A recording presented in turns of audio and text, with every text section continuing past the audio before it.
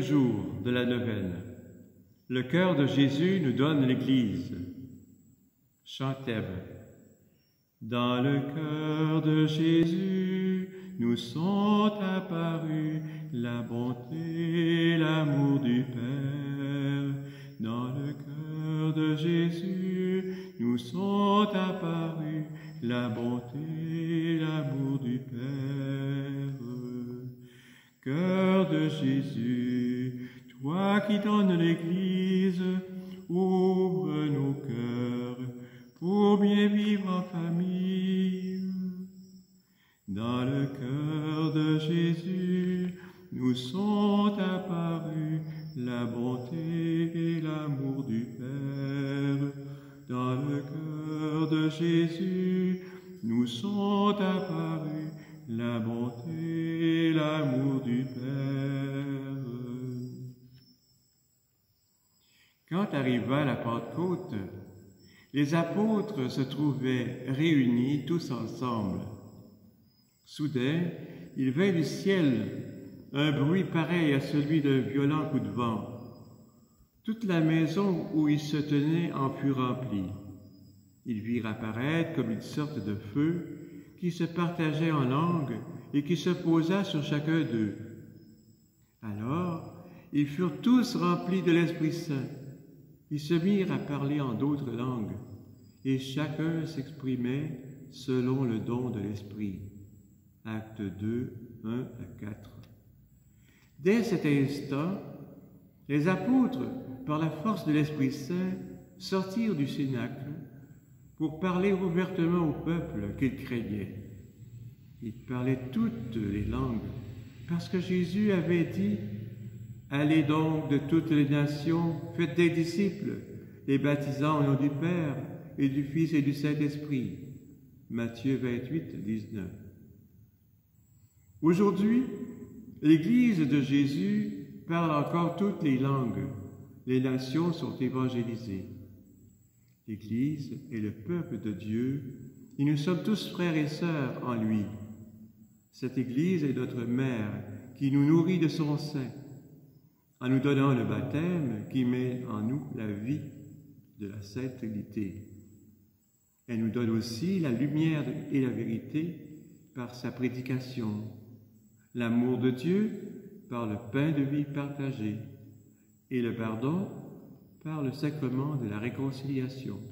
On lit dans Matthieu 5, 24, « Va d'abord te réconcilier avec ton frère, puis présente ton offrande. » Nous lisons dans Jérémie 7, « Écoutez la parole du Seigneur, vous tous de Juda, vous qui entrez par ses portes pour adorer le Seigneur. Ainsi parle le Seigneur de l'univers, le Dieu d'Israël. Rendez meilleurs vos chemins et vos actes. Je vous ferai habiter dans ce lieu. Ne vous appuyez pas sur des paroles de mensonge en disant « Temple du Seigneur, c'est ici le temple du Seigneur. » Si vraiment vous rendez meilleurs vos chemins et vos actes, si vraiment vous maintenez le droit entre un homme et son prochain, si vous n'opprimez pas l'immigré, l'orphelin ou la veuve, si vous ne versez pas dans ce lieu le sang de l'innocent, si vous ne suivez pas pour votre malheur d'autres dieux, alors je vous ferai habiter dans ce lieu, dans le pays que j'ai donné à vos pères depuis les siècles et pour les siècles. Prions. Cœur de Jésus, tu es venu pour nous qui sommes le peuple de Dieu, nous rassemblant en un seul corps ton Église, qui est sainte de ta sainteté. Toi, tu es saint, Seigneur, et moi, je ne le suis pas.